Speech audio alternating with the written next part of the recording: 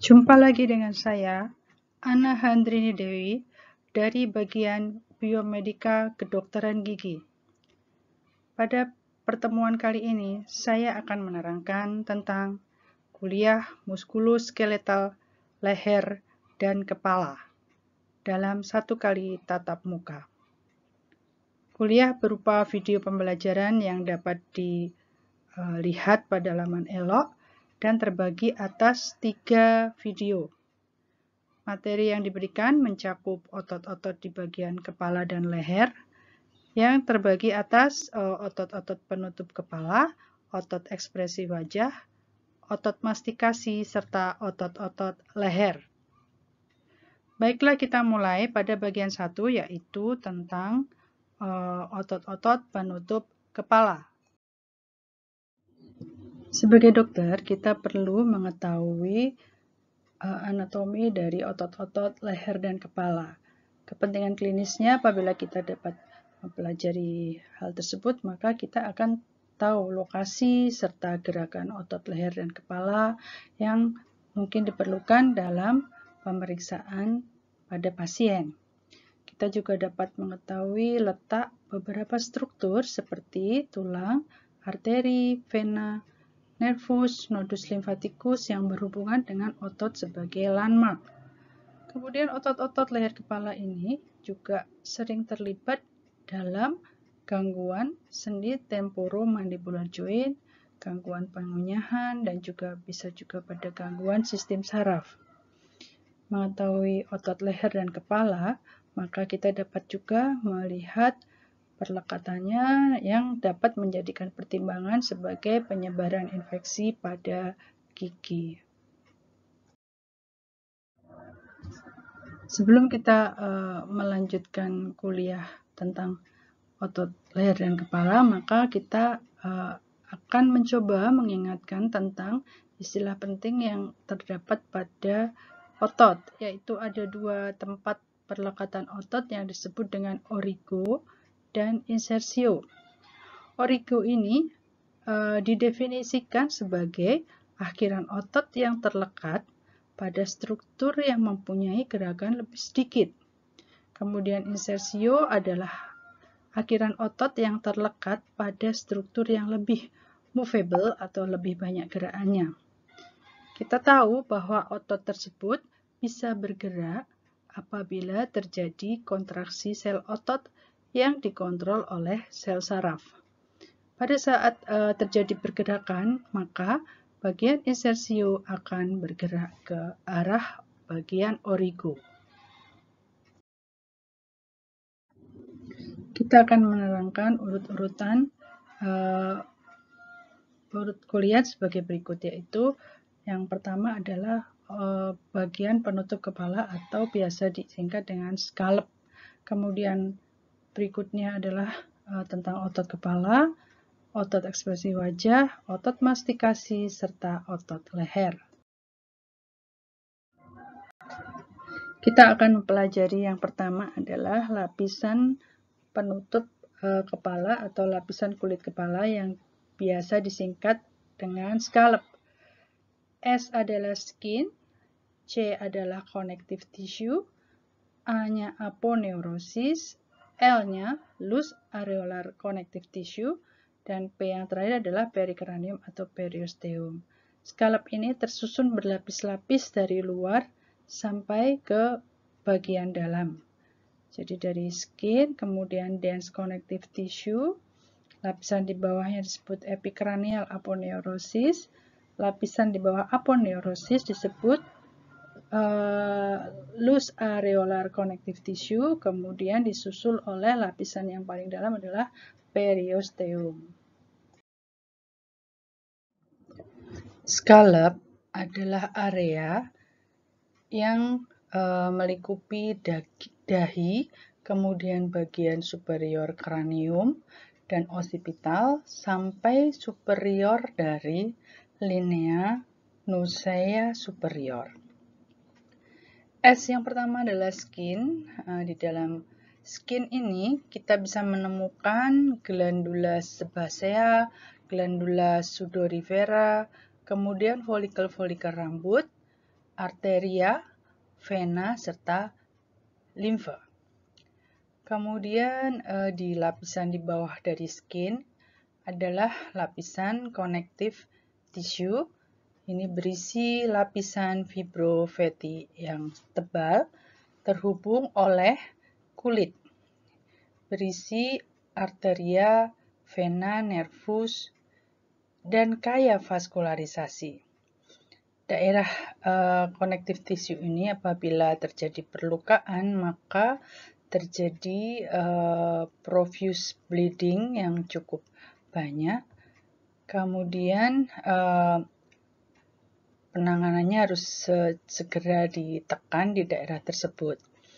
Di bagian luar dari connective tissue ini berisi jaringan lemak yang avaskuler, kemudian di bagian dalamnya berisi jaringan yang vaskuler terdiri atas pembuluh darah serta saraf.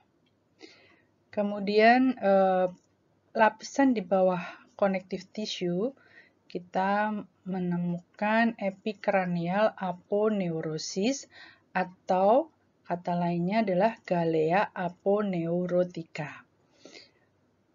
Epikranial aponeurosis ini berupa lapisan jaringan fibros yang cukup lebar dan berbentuk tendon yang datar serta kuat.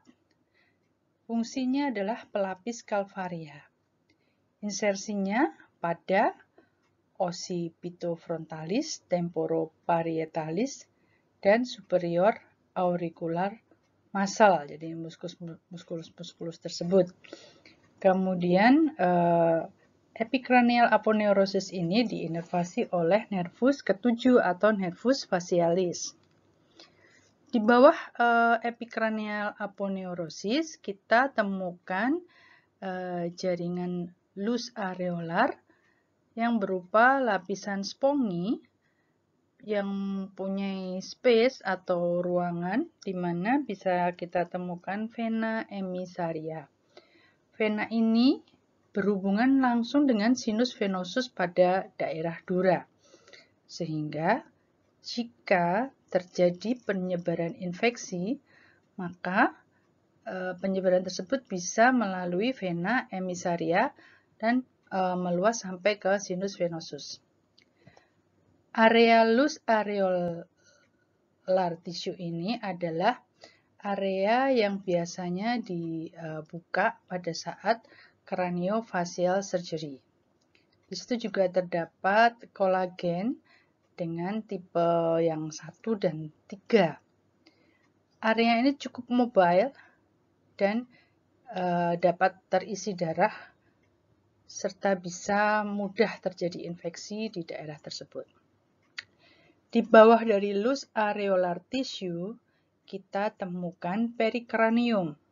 Perikranium ini lapisan yang langsung melapisi dari tulang kranium atau disebut jaringan ikat padat periosteum, neurokranium, dan menyediakan nutrisi untuk kranium serta regenerasi tulang yang ada di bawahnya, serta terhubung oleh tulang-tulang kranium yang ada di bawahnya.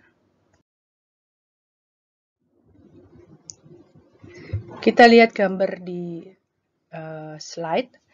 Gambar A memperlihatkan lapisan-lapisan penutup kepala mulai dari atas sampai ke paling bawah atau paling dalam.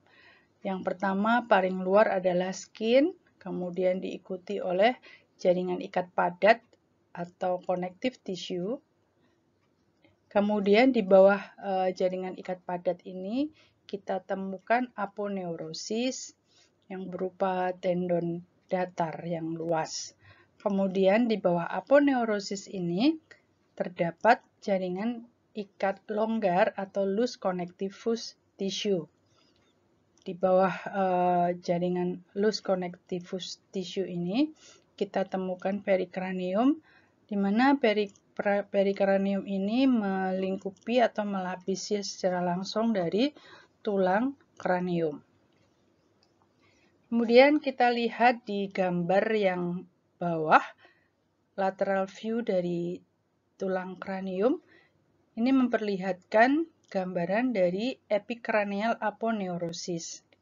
Jadi, epicranial aponeurosis ini adalah lapisan atau pengikat dari tulang tengkorak ini sehingga dia lebih terfiksir dengan kuat. Dan epicranial aponeurosis ini akan berlanjut ke depan di daerah frontal dan sampai belakang di daerah occipital. Pada daerah frontal disebut dengan frontal belly of occipitofrontalis, sedang di daerah occipital disebut occipital belly of occipitofrontalis. Jadi, penamaan occipitofrontalis adalah karena aponeurosis ini dibentangkan mulai dari frontal ke occipitofrontalis. Jadi sehingga dikasih nama occipitofrontalis. Jadi membentang dari depan sampai ke belakang.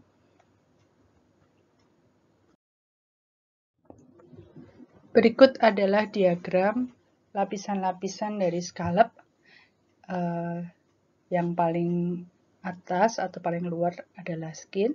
Skin ini sama dengan di daerah lain, maka kita bisa menemukan glandula sudorifera, glandula sebacia, maupun folikel rambut.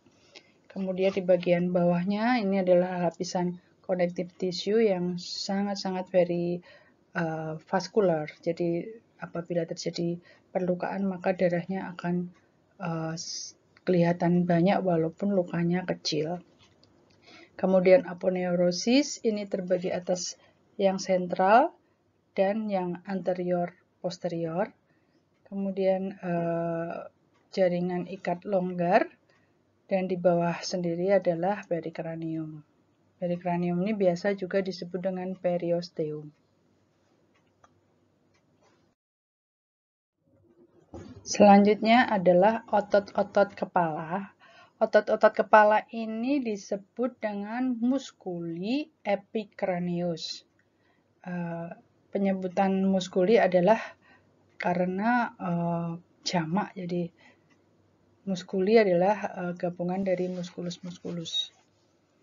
Otot kepala disebut dengan musculi epicranius yang terdiri atas 3 musculus, yaitu musculus occipitofrontalis, dan ini musculus occipitofrontalis ini terdiri atas 3 bagian, yaitu venter anterior, venter posterior, dan galea aponeurotica, seperti yang gambar yang sebelumnya. Kemudian musculus temporoparietalis, dilihat dari namanya maka dia menghubungkan tulang temporal dan tulang parietal. Kemudian yang ketiga adalah musculus occipitalis. Musculus occipitalis ini origonya adalah pada 2/3 lateral linea nusaea suprema dan processus mastoideus.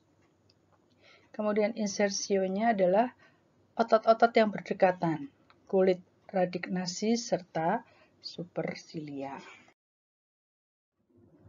Gambar berikut adalah memperlihatkan musculi epicranius yang terdiri atas yang pertama adalah musculus occipitofrontalis yang venter frontalis, kemudian musculus temporoparietalis dan musculus occipitofrontalis venter occipitalis.